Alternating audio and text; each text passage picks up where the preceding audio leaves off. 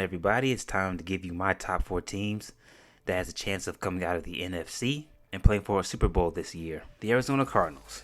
Now, I'm aware of their injury problems. Obviously, guys like Kyler Murray, DeAndre Hopkins, Budda Baker, their playmakers are out, and I don't know how long they'll be out, but I do think that they will be able to come back before the playoffs begin. But I actually made a video on this team earlier in the season, and in that video I talked about Arizona being Super Bowl contender, and I brought up that I think they are because of their offense, how they're able to put up points. They got a lot of playmakers on it, and how that secondary has been making plays, especially on the ball, creating turnovers. But what worried me was their ability to, or their lack of ability to, stop the run. And do I still feel that way? I do. Offensively, when they're at their best, when everyone is healthy, they're going to put up points with DeAndre Hopkins, Kyler Murray, James Conner, AJ Green, and now with their new addition that they signed about a couple weeks ago, Zach Ertz, coming from Philly. This offense can definitely put defenses in uncomfortable situations. Kyler Murray, I think he's finally taken that next step into being a good quarterback. Before he got hurt, I thought that he was doing a great job at staying in the pocket, going through his reads, rather than running out of the pocket and scrambling around trying to make a play happen. I thought his accuracy was phenomenal. It was finally consistent, and there was a whole lot of overthrown and underthrown balls. Also, James Conner, the free agent that they signed, he's also been a big key part in their offense. The biggest thing for him is that he stays healthy because he's had injury problems in the past. Defensively, the story is still the same as it was when I made that video. That secondary continues to make plays, stifle offenses in the passing game. But my biggest issue with this defense is still the same: the lack of ability to stop the run. When they go up against teams like the Packers, or if they go up against teams like the Rams, who can and will try to run the ball, although I don't think the Rams' running game has been spectacular this season, but they're still going to try to run the ball. They're going to struggle, and you saw that this season when they faced the Packers on a Thursday night in Week 8. That Green Bay offense was gashing Arizona in the running game for a good portion of that football game, and their pass rush hasn't really been as dominant as I thought they would be. Chris Chandler, ever since Week 1, he's been pretty quiet. JJ Watt, unfortunately, didn't turn out to be that big time free agent signing that I'm sure a lot of Arizona Cardinal fans were hoping he would turn out to be. But yeah, I would say the only consistent pass rusher has been Marcus Golden, who already has 9 sacks on the year. But they're going to need more from their star pass rusher in Chandler Jones. So if Arizona can clean up the run defense and the pass rush, I think they'll have a legitimate shot at getting to the Super Bowl, which they haven't done since 2009, the Green Bay Packers.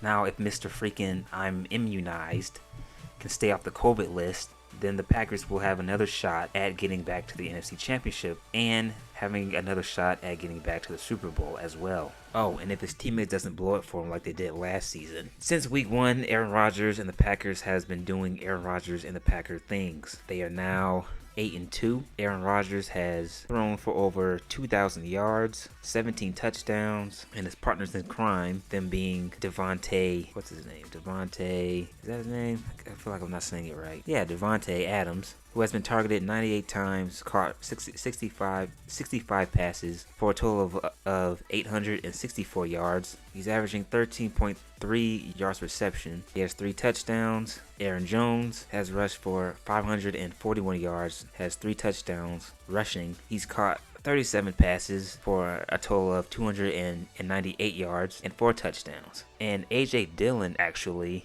he's had 97 rush attempts and 421 yards rushing total and 2 touchdowns so far. So yeah, he's actually been coming along great for the Green Bay Packers as the second string running back. So Green Bay is starting to develop a two-headed monster, and also he's more of a power back. So you have Aaron Jones, who is more of a speedster, and he's more elusive and can catch out of the backfield and make people miss, whereas AJ Dillon is a power back. So you have speed and power on your side, so that'll definitely help out Green Bay in the long run. And the defense has been solid as well. I think Devondre Campbell, former Falcon, has probably been their best linebacker so far this season, and this is probably the best I've seen him look so far in his career as well. He's played very well in coverage, making quarterback hold the ball a little bit longer than they want to, and being able to get into the backfield and disrupt the flow of the opponent's offense as well. But like I said, this doesn't matter if they don't show up and if Aaron Rodgers doesn't stay off the freaking COVID list, and none of this matters. So with the Packers, it's very simple. Show up,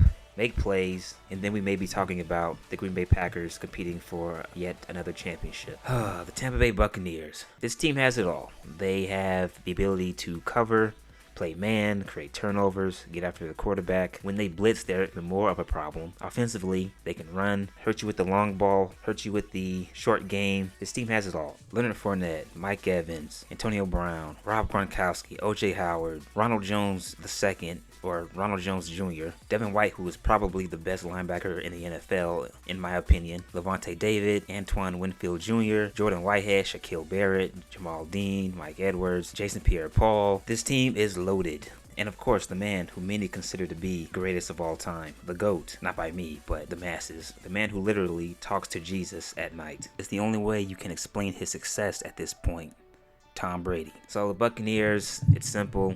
This team has a lot of talent everywhere, and they could very well go back to the Super Bowl and repeat as back-to-back champions. And last but not least, the Los Angeles Rams, who is personally my Super Bowl pick to come out of the NFC. Just like the Buccaneers, the story is the same. This team has it all. Matthew Stafford finally has a team that he can work with. This is without a doubt the best team that he has had in his career. And I'm not trying to make it seem like Matthew didn't have any stinkers when he was in Detroit. He had a plethora of them, but football is a team sport and you need a team around you to win games.